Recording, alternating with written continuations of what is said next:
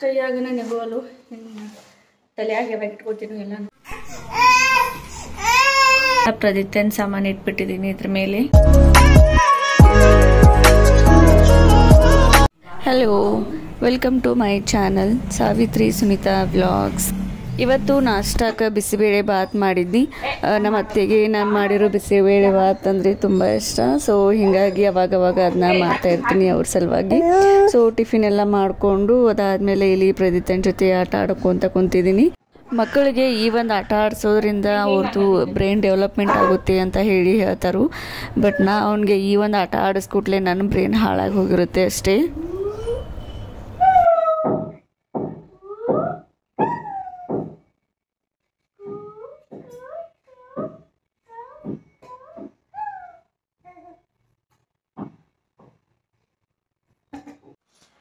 ನಾನು ಬುಕ್ಸ್ ಬಂದು ಇನ್ಮೇಲೆ ಸ್ಟಡಿ ಸ್ಟಾರ್ಟ್ ಮಾಡಬೇಕು.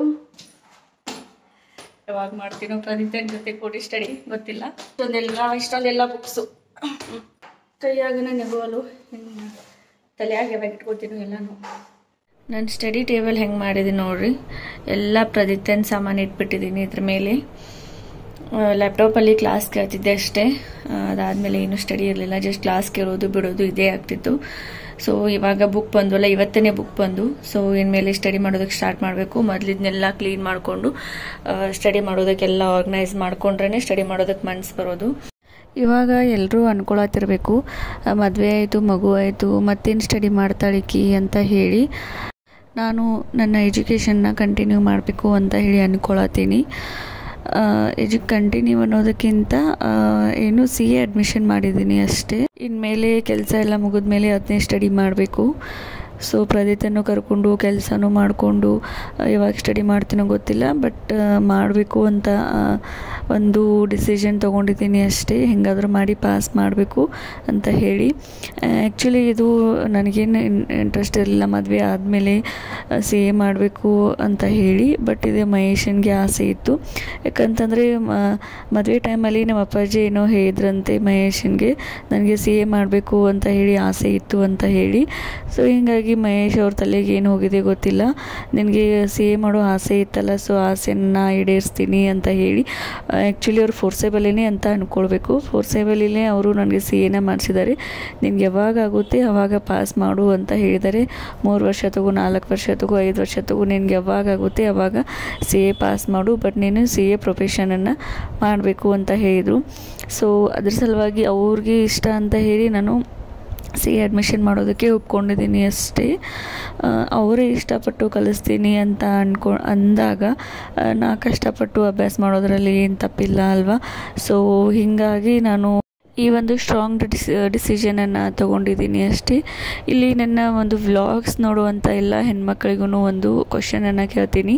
ಮದುವೆ ಆದಮೇಲೆ ಮಕ್ಕಳು ಆದಮೇಲೆ ಸ್ಟಡಿ ಮಾಡೋದು ತಪ್ಪಾ ಸರಿನಾ ಅಂತ ಹೇಳಿ. ಆ್ಯಂಡ್ ಅದರ ಜೊತೆಗೆ ಮಹಿಳೆಯರೂ ಫೈನಾನ್ಷಿಯಲಿಯಾಗಿ ಇಂಡಿಪೆಂಡೆಂಟ್ ಆಗಿರಬೇಕು.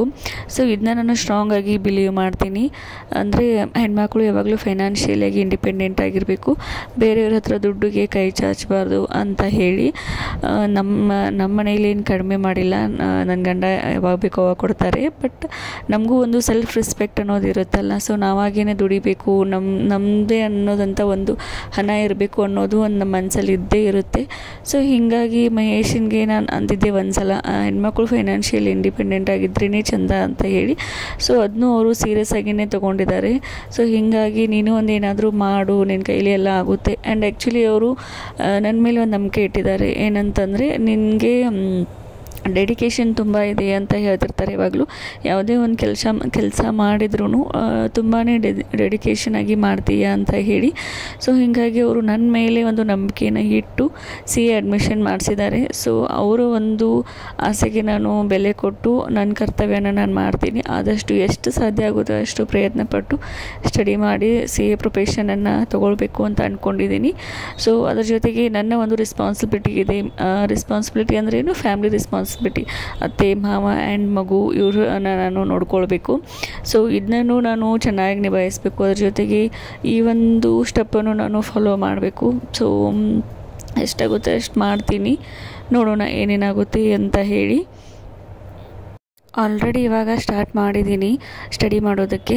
ಸೊ ಆನ್ಲೈನ್ ಕ್ಲಾಸನ್ನು ಕೇಳ್ತಿರ್ತೀನಿ ಲ್ಯಾಪ್ಟಾಪಲ್ಲಿ. ಆ್ಯಂಡ್ ಅದ್ರ ಜೊತೆಗೆ ಇವತ್ತು ಬುಕ್ಸ್ ಎಲ್ಲ ರೀಚ್ ಅದು ಮನೆಗೆ. ಅಂದರೆ ಇನ್ಸ್ಟಿಟ್ಯೂಟ್ ಅವರನ್ನೇ ನಮ್ಗೆ ಏನು ಮಾಡ್ತಾರೆ, ಬುಕ್ಸನ್ನು ಕಳಿಸ್ಕೊಡ್ತಾರೆ.